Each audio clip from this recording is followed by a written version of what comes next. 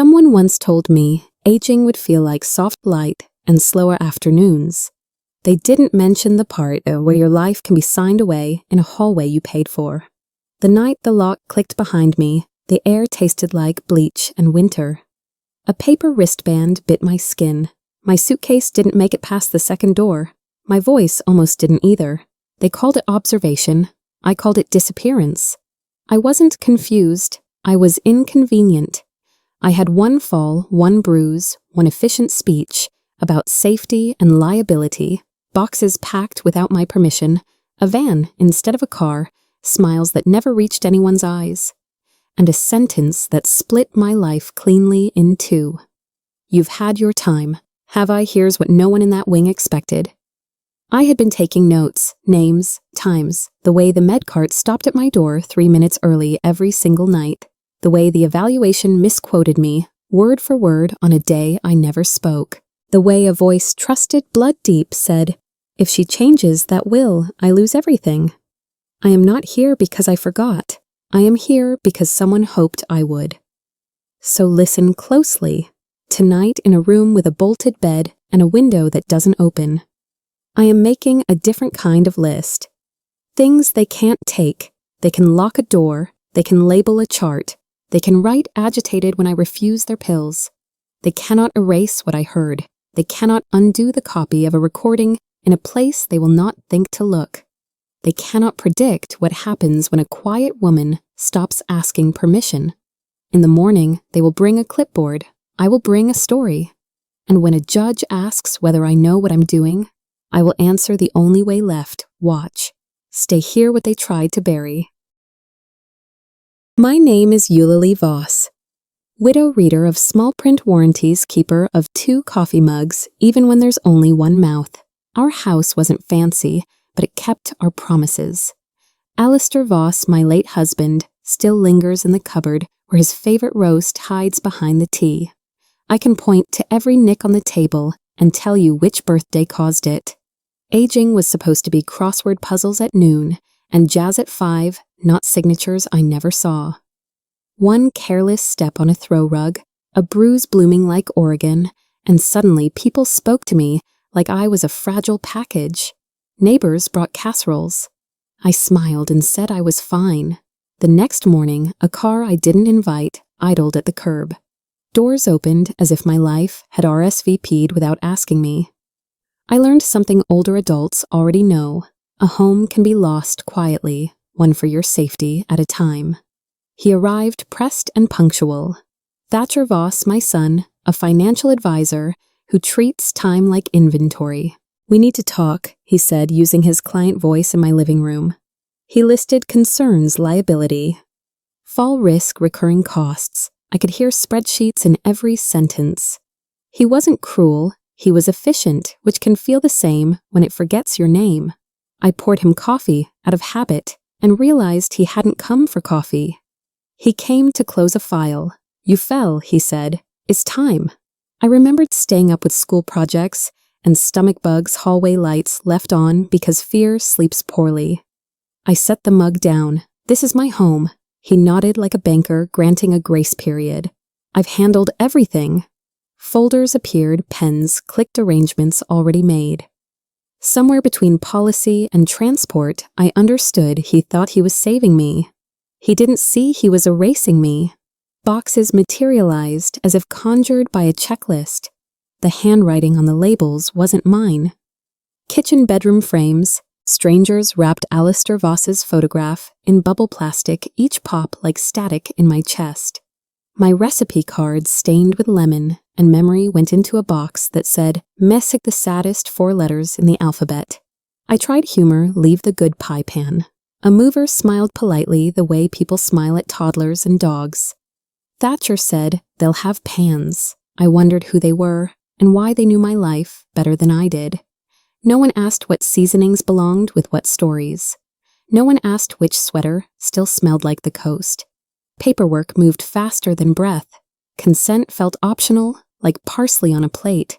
When the door closed behind the last box, the hallway echoed thinner somehow, as if a draft had learned my name. I stood there holding the only thing they couldn't pack, stubbornness. I didn't ride in my son's car.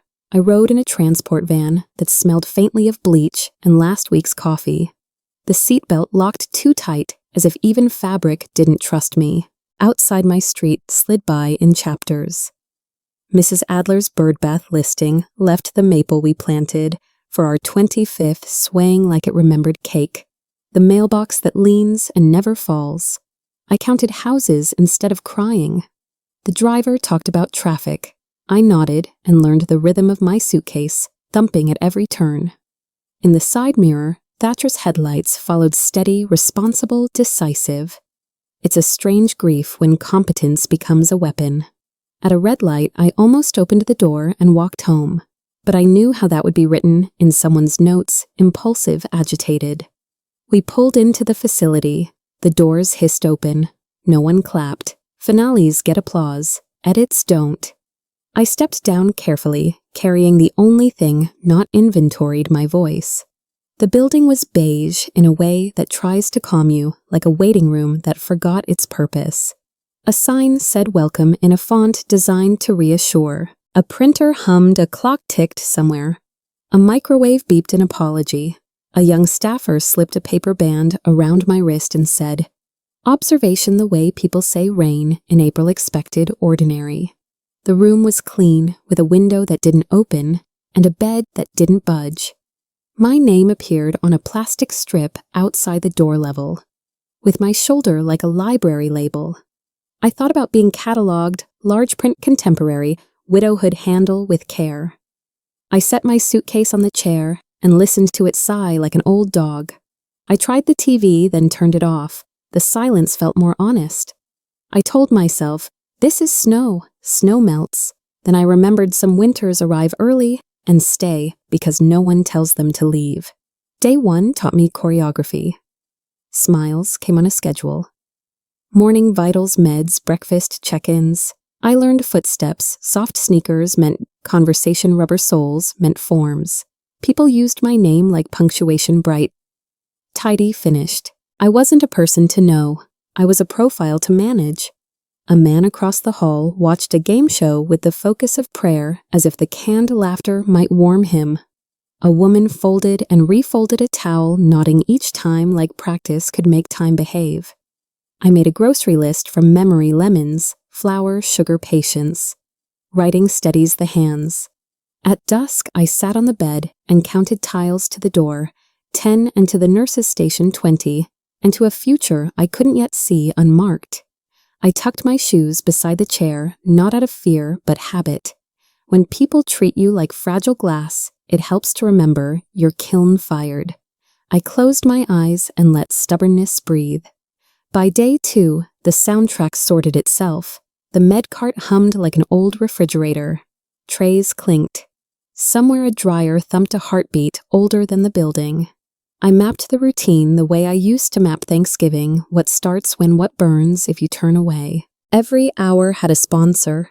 Television replaced seasons.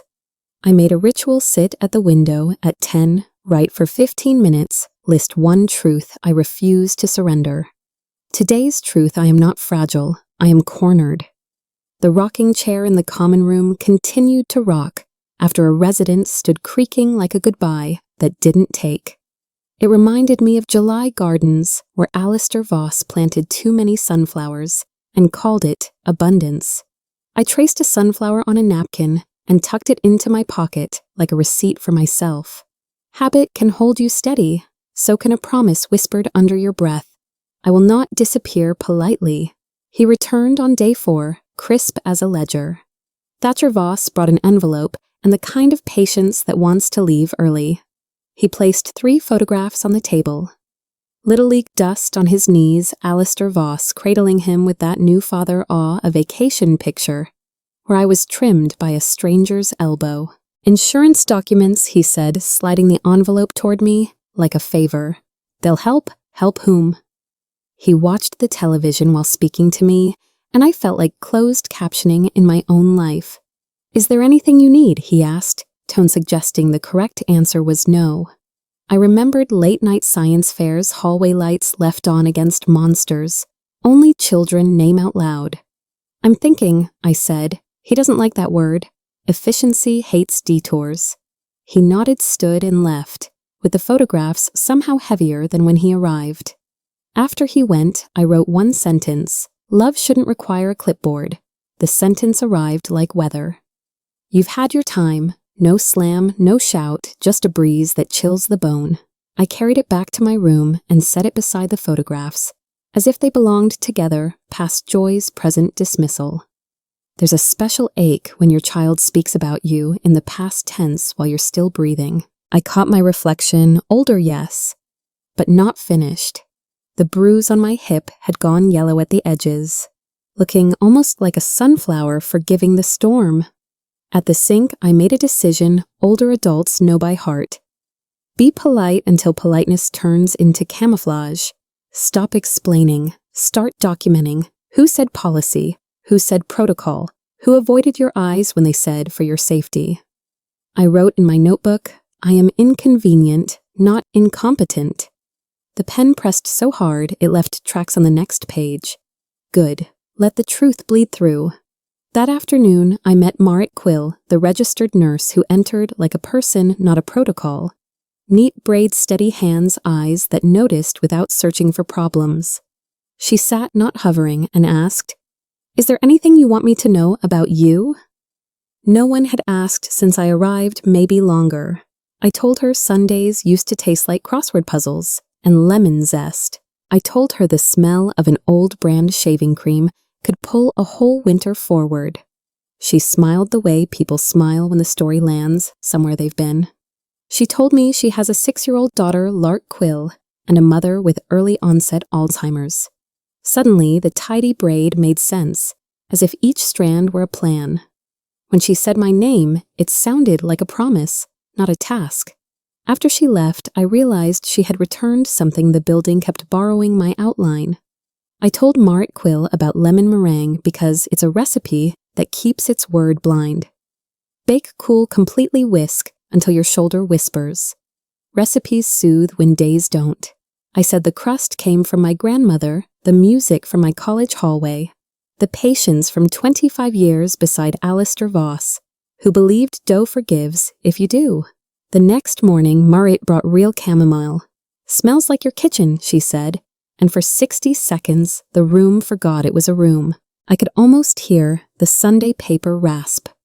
Feel Alistair saving my favorite section like a seat. Tell me more, she said. No checkboxes, no clipboard tapping. That night, I slept with my shoes under the chair instead of beside it, which is the kind of change only older adults will notice. Trust isn't a door you fling open. It's a latch you test gently until the click sounds like permission. A few days later, someone knocked twice and waited ceremony in a place allergic to ceremony. I stepped into the hall and watched lights skitter across the scuff marks where the med cart always turns. People nodded the way people nod after deciding who you are. Marit Quill didn't nod. She asked, "You good today?" then listened to the answer without typing. For the first time in weeks, I looked up instead of down and saw a woman smiling at me, not a badge announcing authority. That's when I named the real theft, not Independence identity. They had reduced me to a fall risk and a last name on vinyl. She handed back the rest. I returned to my room and opened a fresh page. On the top line, I wrote 3 words. Older women are sometimes taught to whisper, "I am here." The pen didn't shake. The page stayed firm. Something inside me stopped bracing and started planning. I set my alarm earlier than the med cart and dressed without help, a small rebellion that felt like a ceremony. Button by button, I remembered whose hands these were. I made the bed tight, opened the blinds 2 inches, and wrote the date in my notebook. When Marit Quill peeked in, she smiled at the way my shoes were already on. Morning, she said. Morning meant I got there first. I walked the hallway at my own pace, counting my steps and the pauses between them. At breakfast, I poured my own coffee, steadied the pot for the woman beside me, and chose the table by the window, like a voter choosing a booth. Dignity is a habit. The trick is practicing in small rooms. I put on lipstick no one asked for and wrote down 3 chores for myself: fold, call plan. A life can be rebuilt from verbs. When the med cart finally arrived, it had to wait its turn. During vitals, Marit Quill told me about her daughter Lark Quill, who hates the dark unless the hallway light is left on. She talked about her mother, whose early onset Alzheimer's keeps stealing nouns and sometimes afternoons. She didn't present her life as a tragedy. She laid it out like laundry, one load at a time, warm and real. I listened the way older women have always listened for gaps that need a hand. For courage that needs naming, the way she tucked the blanket, the way she checked the chart. After she checked my eyes, these were weights she carried without asking anyone to notice. When she laughed, it sounded like someone finding a quarter in a coat from last winter. "What do you do to rest?" I asked. She smiled, tired. "I make lists I never finish. Something in me recognized that kind of math, the economy of women who keep rooms standing. I decided lists could be weapons too. After lunch, I dialed Ambrose Keene, our family attorney. A man with a careful voice and a memory for details that matter. "I need to update some documents," I said, calm as a clerk. He asked 3 questions lawyers always ask. "Are you safe? Are you clear? Are you sure?" Yes, yes, yes. We moved like people who have done hard things before, slowly enough to be exact. I described the fall, the transfer, the paper band, the schedule that tried to name me. I didn't embellish. Older adults know that facts carry farther than adjectives. He offered to come by. I told him not to. This needed quiet, not performance. He read back the items I requested and paused when I added one more line. "Understood," he said, softer like a doctor who knows where you're headed before you do. When we hung up, I wrote 2 words under the date. "Begin kindly. Strategy can be courteous and still be steel." I revised my will. Half to Marit Quill, not as a spectacle, but as accuracy. I have spent decades giving away time sleep and the good chair. It felt right to give away something that could give back. Ambrose Keene didn't flinch. He handled the language like glass balancing, care, and certainty. I imagined the arguments people would make about blood and duty, and I measured them against the sound of a nurse saying my name like it mattered. Blood is history. Kindness is currency. I asked for clear provisions for the house. The savings I didn't spend because life kept needing me elsewhere. And for anything that smells like cinnamon or Sunday.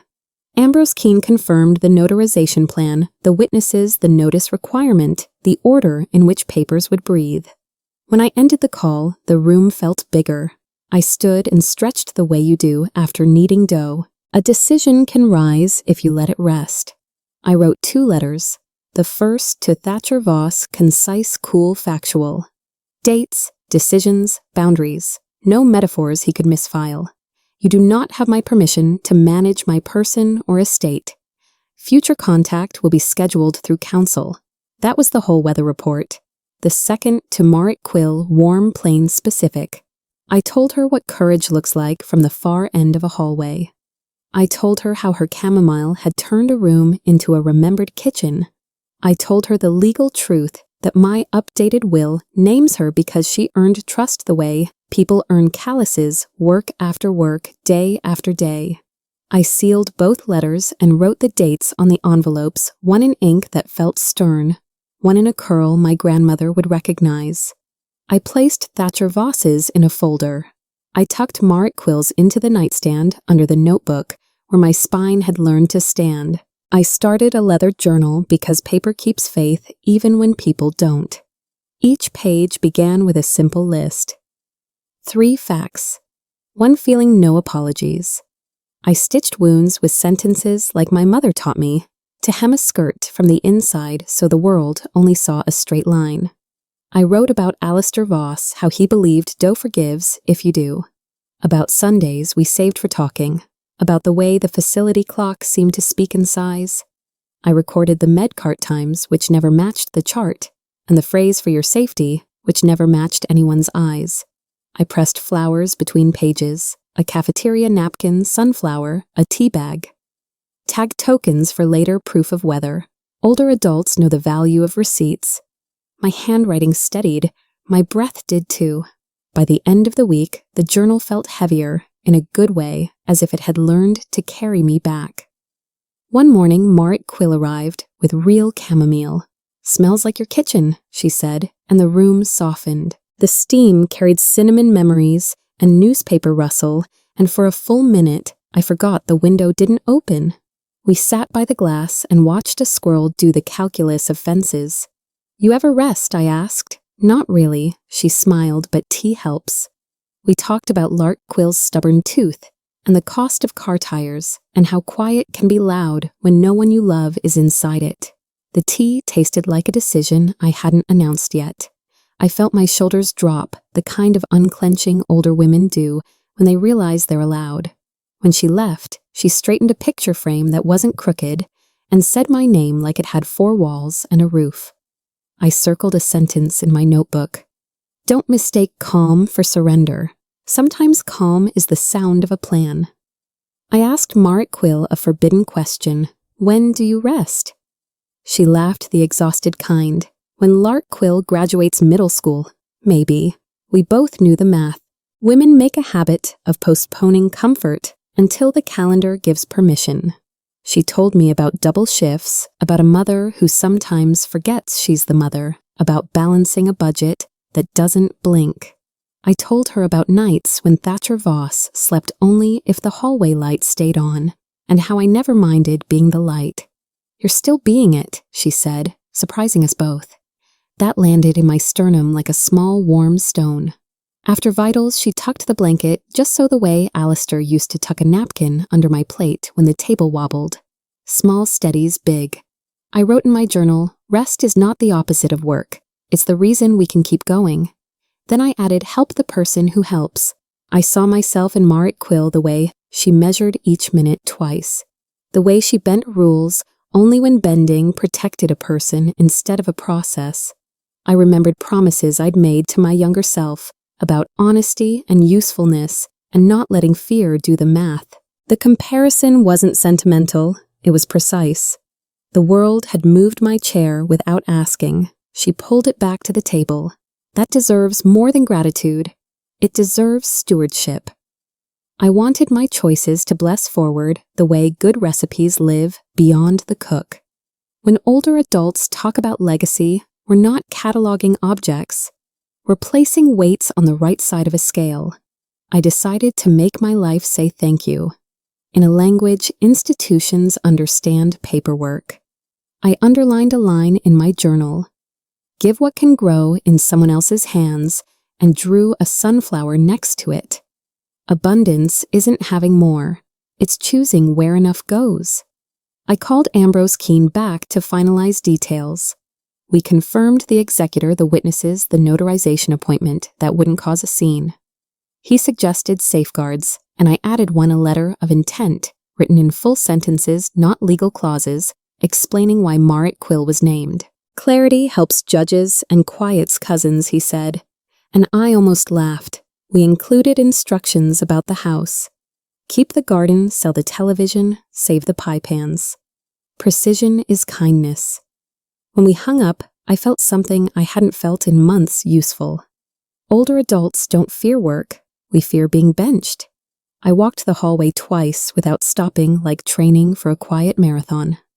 At the nurse's station, I signed for my evening tea and wrote the time beside it in my notebook just because I could. On my way back, I passed the common room and didn't look at the TV. The future was louder than the reruns. That evening, I sealed a manila envelope for Marit Quill with clear instructions on the front: open when you need this, not when you're curious.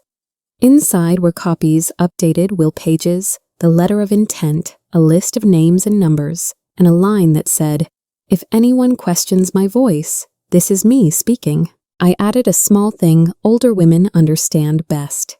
$20 for vending machines, and a note that read, "Food is strategy." I slid the envelope into the nightstand under my journal.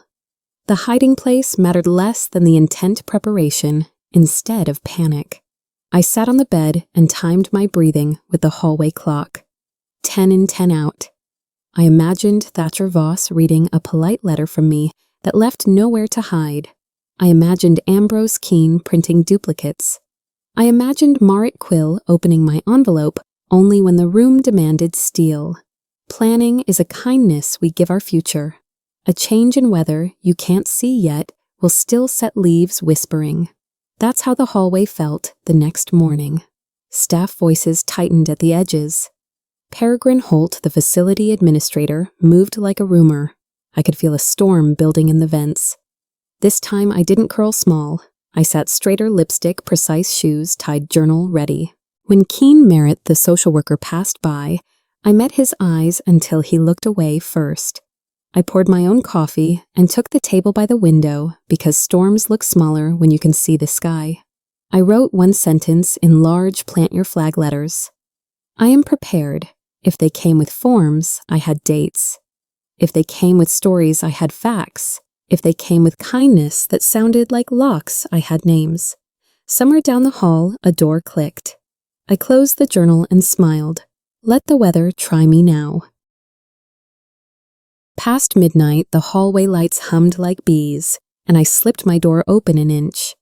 Down by the administrator's office, I saw Thatcher Voss. My son standing rigid beside a man in a gray suit whose shoes didn't dare squeak. Later, I'd learn his name, Lyndon Dre Attorney, the kind hired to make ugly things sound tidy. They spoke in low tones, the kind people use when they hope walls are loyal. I watched Thatcher gesture toward a file, the way he used to point at charts during science fairs, confident, convinced, wrong. A screen glow lit their faces, a cold white. The clock over the desk ticked with courtroom patience. I could smell coffee that had died twice. At my end of the hall, a wheelchair sat empty, turned toward the door like it wanted to leave too. I held my breath, memorizing the moment, the way older women memorize recipes, measurements, sequence heat. Proof begins with attention. I heard it clean as glass breaking. If she changes that, will I lose everything, Thatcher Voss said. No anger, just arithmetic. Lyndon Dre didn't flinch. He adjusted his tie, a practiced pause that sounded like permission. My chest went tight the way it did when Alistair Voss once called to say he'd be late, and I knew he wouldn't. I pressed my fingertips to the door and felt the vibration of their voices. Two men calibrating my future like a thermostat. Older adults know this tone, the one used to explain away your life as a set of numbers. I thought of lemon-stained recipe cards and school plays, where Thatcher forgot his lines and what it means to claim everything when you didn't earn enough. A night nurse rolled past with her eyes on the floor. The printer coughed once like it objected. I counted to 20, then to 20 again, until my heartbeat matched something steadier than rage. You need an evaluation, capacity, competency. Lyndon Dre's words found the hallway like smoke under a door. Thatcher Voss nodded brief, surgical. They spoke of timelines, signatures, a physician who understands the process. I pictured a stamp I did not invite, landing on a life I still owned. Old fear tried the lock on my throat. I closed it from the inside.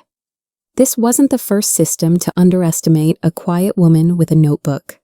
I remembered how Ambrose Keene, our attorney, asks 3 questions for clarity. Am I safe? Am I clear? Am I sure? And I repeated them to myself until they turned into railing. Somewhere a call bell chimed and no one ran. The vending machine hummed. I slid the door shut and stood in the dark, palms flat on the wall, the way you do when a storm travels through old timber. I could feel the building listening. Fine, let it hear me breathe. Morning pretended nothing happened. Thatcher Voss arrived with a paper bag and a polite smile like he was bringing church donuts. Herbal tea, he said, placing it beside my photographs, as if the label calming could erase midnight. I thanked him because older women know manners are armor, then left the bag unopened. He asked canned questions. Sleep, meals, activities, while checking his watch. The way people do when they wish time would applaud. I offered a simple truth. I'm fine. He offered a simple lie. This is best. We walked to the lounge together, not touching like strangers on a moving sidewalk. He avoided my eyes. I avoided the tea. A volunteer on the TV promised us better laundry detergent. Somewhere a man coughed winter into his sleeve. Before he left, Thatcher Voss patted my shoulder with the efficiency of a stamp. I'll check in, he said. Of course you will, I said, and folded the bag shut. I went looking for the nurse who sees nights. Senna Bly, soft-souled and sharp-eyed, was folding towels in a back hallway where the air felt skipped over. "I need off the record," I said. She studied my face long enough to choose truth. "Yes," Senna Bly whispered. "I saw him, your son, with a lawyer." She glanced toward the office like it could hear its own name. "They were here late," voices low, papers. I asked if anyone else saw. She hesitated the way people do when jobs sit heavy on rent. "I can say what I saw," she finally breathed. "I can't say what it means," I nodded. "Meaning is my department." She told me Peregrine Holt, the administrator, had been in and out a phrase that does too much work in places like this. I thanked her not with flowers or fuss, but with eye contact that holds. A promise formed: if I stand, I won't stand alone. Back in my room, I lifted a photo of Thatcher Voss at 8 front teeth, late to the party jersey smudged with the kind of dirt that smells like August. I remembered the nightlight he couldn't sleep without, the way he needed the hallway glow like a lighthouse, how I kept it on even when bills narrowed their eyes.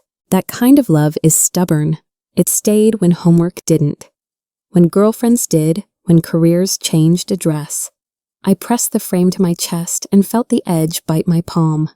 One-way love calcifies if you don't stretch it. I set the photo down and stared at our faces in the glass. Mother-son, a margin you could write blame in. Older adults know when a season turns. You feel it in your knees. I opened my journal and wrote, "I can grieve what was and guard what is." Then I put the picture face down like a curtain. The order arrived like scripted weather. Verity Klein at the front desk wore a careful smile. Keen Merritt, the social worker, came with a clipboard, and a nurse I didn't know stood too close to the wheelchair. "Transfer for observation." Keen Merritt said, voice soft where the words were not. "Concerns about confusion." The sentence sat between us like a spilled drink. "From whom?" I asked. He blinked toward this middle distance, the polite place people look when they don't control the thing they're delivering. The wheelchair waited a period at the end of a paragraph I hadn't written. I stood on my own and smoothed the blanket on the bed like I might be back by lunch. "I'll walk," I said. The nurse cleared her throat. Protocol. The hallway seemed longer than yesterday. We passed the TV, the window that pretends the cheerful plant that is plastic. At the locked door, I felt the air change its mind. The psychiatric wing breathed differently, thicker, sanitized, the kind of clean that scrubs away voices. The door clicked shut with a certainty that made my teeth hurt. The bed was bolted. The window wore safety glass like a shield. A checklist on the wall named who I was now. "Fall risk observation, no phone. This is temporary," someone said, and the sentence hovered without a calendar. I placed my notebook on the desk and centered it the way you center a picture that keeps slipping. I counted the tiles from bed to door, 10, and from door to the hall. 1, because control can be measured in small numbers. When the nurse asked if I understood where I was, I said yes. People expect tears to prove sincerity. I offered clarity instead. In places like this, your calm is a mirror. It forces people to see their own hands.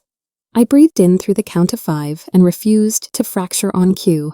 The meds arrived before the sunset. A nurse held out a paper cup like an invitation to silence. "To help you rest," she said, and the phrase wore its usual mask. I asked for the name, the dose, the side effects. She hesitated, then told me. I repeated them back, word for word, the way Ambrose Keene taught me to read contracts. "Not tonight," I said, pleasant as a librarian, immovable as a bookend. She tried a second script, the one with concern in italics. "You seem agitated." I smiled. "I seem awake. Older adults know this theater. If you cry, you're unstable. If you don't, you're cold." I chose door 3, composed. "Please chart that." I declined. After informed explanation, I added, and watched her pen hover. She left with the cup half offended. I wrote the time in my journal and a line underneath. "They can't medicate a memory." Outside the hall, light hummed. Inside, my pulse kept time. Keen Merritt returned with a softer tie and an evaluation form that looked like homework. "Just routine questions," he said, and sat where the camera could see both of us. He asked the day, the year, the name of the president, the math that proves presence. I answered cleanly, no jokes, no extra credit. He asked if I felt unsafe, from whom I said again, because the preposition matters. He glanced toward the door. I kept my hands folded the way you do. At church, when you want to speak, but wait your turn. He asked about my will. My decisions are mine, I said, and watched him write that down like it could mean two things. Older adults understand tests you can pass and still be punished. When we finished, Keen Merritt thanked me. I thanked him back then, asked him to read my sentence. I am inconvenient, not incompetent. He did. He underlined inconvenient. The pen left a groove. Meanwhile, the hallway tightened. Merritt Quill tried to visit and met a new rule that had never existed at this facility before breakfast. Patient not under your care, she was told by someone who didn't meet her eyes. She texted Peregrine Holt, the administrator, and received what administrators send when they fear paper trails delay. So she did what women do when doors learn to lock. She walked around them. She gathered dates, pulled copies of charts, compared vitals recorded against vitals taken. She spoke with Senna Bly, who folded truth into courage. She noted that the evaluation order bore Dr. Ivar Callow's signature on a day he wasn't on the floor. She took her lunch in a supply closet and wrote a list called Things They Forgot We Can Prove. When a colleague warned her to be careful, she smiled politely and kept the door from closing with her foot. Rules protect people. When they don't, people protect people. 2 weeks earlier, near the nurses' station, Thatcher Voss had spoken too loudly to Peregrine Holt about resetting my will. Merritt Quill, reaching for a pen, had tapped her phone's voice memo without meaning to. She hasn't relied on luck since. Now she took that recording to Ambrose Keene, whose eyebrows know when a case is waking up. The audio was clear enough to cut Thatcher Voss saying, "She's lonely, easy to manage. Once she's declared unfit, everything goes back the way it should." Ambrose Keene listened, rewound, listened again, then began a list of filings emergency hearing petition to enjoin medication without consent request for records under state law. Merritt Quill added Senna Bly's written statement and a timeline that made the word coincidence look foolish. They didn't high-five, they made copies. Then they made copies of the copies. While the wing tried to put me to sleep, my side learned to speak louder on paper where storms must answer. The first puzzle piece clicked when Merritt Quill convinced Senna Bly to put ink to truth. Senna's hands trembled, then steadied as she signed the statement that placed Thatcher Voss and Lyndon Dre in the administrator's office after hours. I could picture the moment the clock over the desk, the printer coughing once like a witness clearing its throat. Merritt didn't celebrate, she verified. She checked Date's hallway camera logs and the staffing sheet that proved Peregrine Holt moved in and out while policies pretended not to. I listened from the quiet room and felt my breath slow to the rhythm of the pen. Older adults know the power of a signature. We've signed mortgages, permissions, condolences. This one felt different. It said you are not imagining the door that locked. It said someone else saw. Merritt slid a copy into a folder labeled with my name, and for the first time in weeks, the label felt like belonging rather than inventory.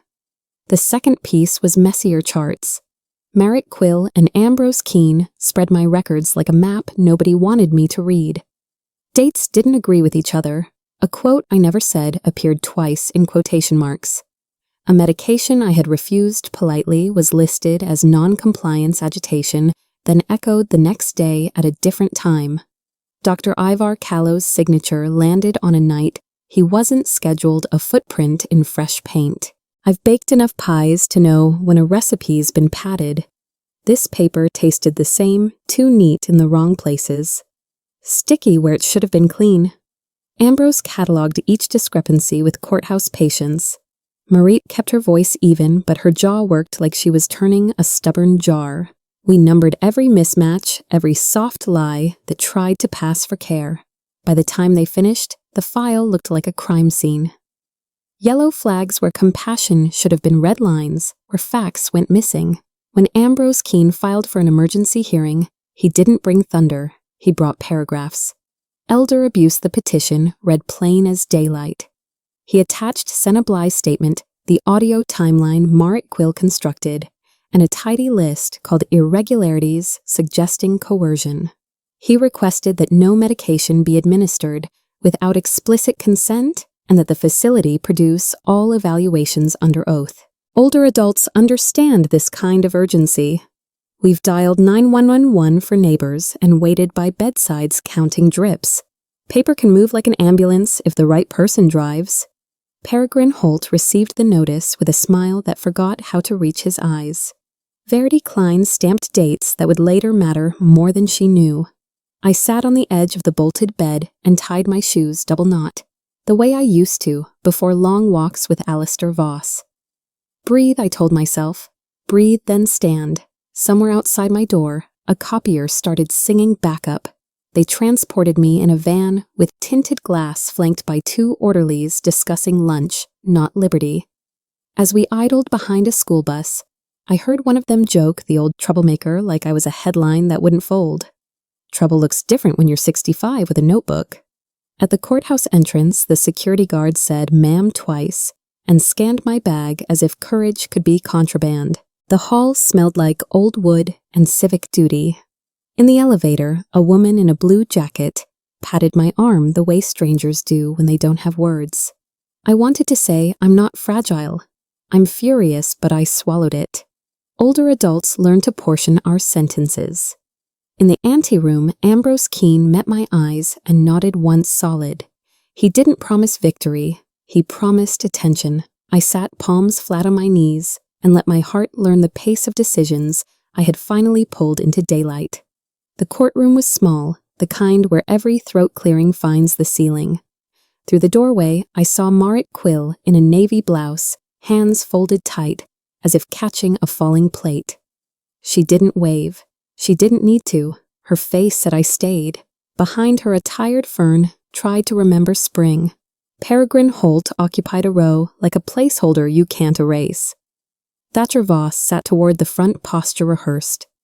Jaw determined to be right. I took my seat at the petitioner's table beside Ambrose Keene and placed my notebook on the wood as if setting down a photograph. The room felt balanced, for the first time a nurse who listened, an attorney who counted, a woman who refused to vanish politely. When the clerk called the case, the air moved. I thought of Alistair Voss squeezing my hand. Before hard conversations, the good ring warm against my palm. Here I told myself a location and a vow. Judge Isolde Crane entered, wearing the kind of attention that makes everyone sit taller. Her eyes were flint and water, at once capable of striking, capable of clearing. She looked at me the way you look at a map before a drive, not for potholes, but for direction. The facility's attorney began with words that sounded like hospital art pleasant, abstract, designed to soothe from a distance, policy, safety, concern. Ambrose Keene rose and disturbed nothing. He simply arranged facts in the order they happened. Judge Isolde Crane asked quiet questions that made large claims step down. Who signed when, where's the note from the same day? She didn't hurry anyone. She refused to be hurried. I breathed with the clock behind her bench and felt my pulse choose steadiness over spectacle. Older adults know a fair room when we hear it.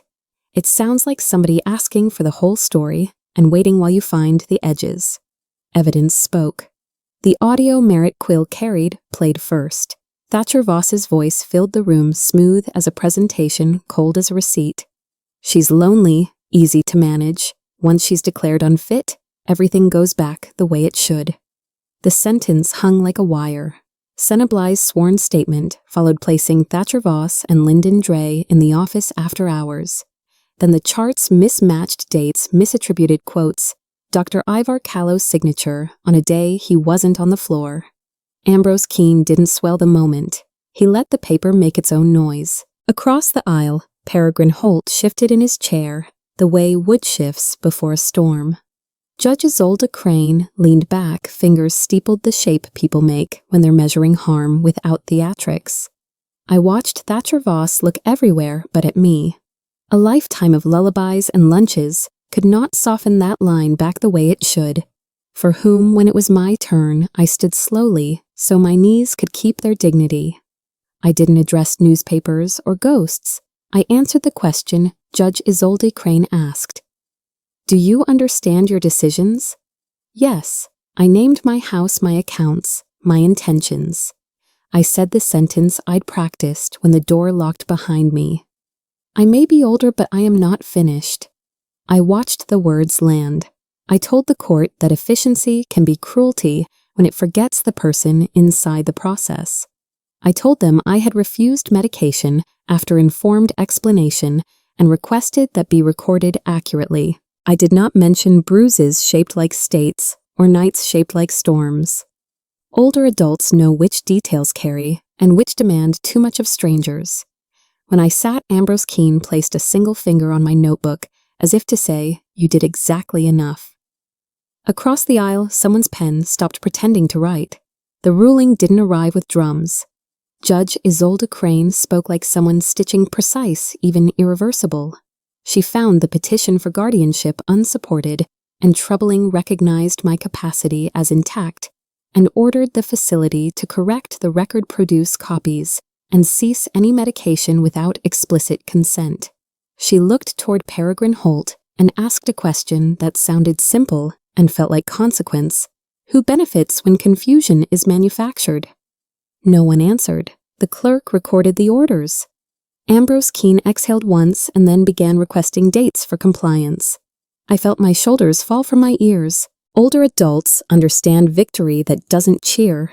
It stands up and pays the bill. When we walked out, Marit Quill met me by the door and didn't hug hard. She hugged right. We're not done, she said. No, I answered. We're beginning. Down the hall, a vending machine blinked. Ready like a joke, we were allowed to enjoy. After the hearing, Ambrose Keene filed the adoption petition we had prepared, the one that turned heartkin into legal kin. The judge in that chamber asked the only question that matters. Is this what you want? Yes, Marit Quill stood beside me, Braid's steady eyes bright with relief and fear braided together. Paper turned our daily truth into law, daughter-mother. I thought of Lark Quill and the hallway light of recipes that outlive the cooks, of how families are often built exactly where other people expect them to break. We signed with hands that had made beds held wrists, wiped foreheads, dialed phones, and kept notes that refused to disappear. I didn't cry. I felt something click back into place, like a cabinet that finally accepts its hinge. Older adults understand that chosen bonds don't erase history. They redirect it toward a better use. We walked out lighter, carrying the same weight together. The second case rose almost immediately. Undue influence, argued by Cassian Rourke, a lawyer polished to a showroom shine. He tried to redraw me as a headline about vulnerability and Marit Quill as the footnote that took advantage. Ambrose Keene didn't swat, he sorted. He placed adoption papers beside the audio, the corrected charts beside Senably's statement, and my evaluation answers beside my bank statements. He let the timeline do the breathing. Cassian Rourke posed questions shaped like traps. We stepped where the floor still held. Judge Isolde Crane listened, then sighed a long, quiet verdict into the room petition denied. She referred behavior she called calculated cruelty masked, as concern to the proper board. Across the aisle, Thatcher Voss stared at the table, as if numbers might forgive him. Outside, the sky had the clean look it gets after rain. We didn't celebrate. We confirmed the next steps, then bought bad coffee that tasted unexpectedly like freedom. I faced the court one last time and used the plainest words I own. I said I was giving my legacy to the person who earned it, not the person who expected it. I described Sunday's corridors and the way a name can be used like a handle rather than a greeting. I named the documents Ambrose Keene prepared. The audio Marit Quill preserved the statement Senably signed and the signatures that suddenly learned to tell the truth. Judge Isolde Crane didn't blink. She let silence do its job. Across the aisle, Thatcher Voss stared at the table, like a student who studied the wrong chapter. I spoke the sentence that steadied my knees. I am older, not finished. The room held. You could hear paper breathe. When I sat, Ambrose Keene whispered, "That will carry." I believed him. My voice left my mouth, and for once stayed mine. Outside, the weather finally matched how I felt inside today. The denial sounded calm, almost domestic, like scissors sliding through wrapping paper. Judge Isolde Crane denied the petition, then referred conduct to the people who investigate conduct for a living. She didn't raise her voice. She lifted a standard. Ambrose Keene began collecting copies while I counted my breaths. Across the aisle, Cassian Rourke tightened his jaw. Across the hallway, Peregrine Holt pretended to study a notice board that had nothing new to say. News travels its own routes. By evening, Thatcher Voss had already called 2 people who owed him favors and received 2 voicemails shaped like distance. I do not celebrate falls, even when the ground belongs to someone who pushed. I recognize gravity and keep walking. Outside the courthouse, Marit Quill touched my sleeve and asked if I wanted quiet or company. Both, I said, which is the true answer older adults give when the day was heavy and right. We stood there until the traffic softened. I returned to the same room with the same beige bravery and saw it differently, the way a house looks bigger the day you decide to move. The paper wristband came off with a quiet rip. I set it in the trash, then took it back out and placed it in my journal, because even indignities deserve proper filing. Verity Klein printed a discharge list. Peregrine Holt attempted a smile that borrowed from customer service. I packed slowly, choosing what to fold and what to carry in my hands like vows. The photographs went first, then the chamomile sachets Marit Quill smuggled in, then the sunflower napkin I had traced on a day I needed proof. I wasn't escaping. I was exiting, and exits deserve lights and witnesses. Ambrose Keene signed, countersigned requested copies, and tucked them into a folder that said my name without apology. At the door, I turned around, counted 10 tiles, and said goodbye to it. The cottage wore blue shutters like calm, and the porch introduced itself with an honest squeak. Marit Quill parked by the curb and laughed when the wind tried to take her hair. Lark Quill ran ahead with a surveyor's authority, tapping the ground where a swing should live. Here, she declared, so sure the map agreed. Inside the room smelled like fresh paint and possibility. I placed the good pans in a low cabinet and the spices where the light reaches first. Ambrose Keene had arranged the keys and utilities, a tenderness people rarely praise. We opened every window, not because the air needed changing, but because we did. I measured the living room with my steps, the way I used to measure dough, careful, hopeful, ready. On the porch, a delivery driver waved and said, "Congratulations," without asking why. I stood there until the sun shifted, learning the new light like a face. It would learn mine back slowly. I set Alistair Voss's photograph on the mantel and spoke to the room the way widows learn to speak out loud. Softly, without asking anyone to agree. I kept my promise, I said, and the glass did not argue. I told the picture about Marit Quill, about Lark Quill's swing, about how Ambrose Keene makes copies like a man who believes paper is a kind of mercy. I told him the house smells like cinnamon again because the oven preheats faster than grief. Outside, the maple that isn't ours still threw good shade. I imagined him teasing me for arranging the chairs twice, then admitted I'd probably do it again. You don't stop making a life because someone stopped living in it. You change recipes, you adjust the oven, you set one extra plate anyway. When I finished, I pressed my thumb to the frame the way church ladies press a seal on envelopes and felt steadier for the evening. The letter from Ambrose Keene arrived with the day's circulars and a coupon for peaches. He doesn't dramatize in ink, he arranges facts. Thatcher Voss had filed for bankruptcy, investments thinning reputations, bruised partners, withdrawing handshakes that used to land without question. I sat at the table and let the news stand in the doorway like weather. I did not cheer. I did not mourn. Justice isn't always a verdict you can point at. Sometimes it's a balance settling in rooms you no longer visit. Marit Quill came home from a double shift, kicked off her shoes, and read the letter once. "You okay?" she asked. "Yes," I said, surprised to discover it was true. We put the paper in a folder and the kettle on the stove. Outside, Lark Quill chalked a hopscotch that reached the steps. She hopped to 9, then 10, then back to 1. Proving circles can be progress when you choose them on purpose together. Afternoons found us on the porch, like church afterglow. Marit Quill read library paperbacks with the corners softened by other hands. I knitted a scarf for Lark Quill in the sunflower yellow Alistair Voss used to plant.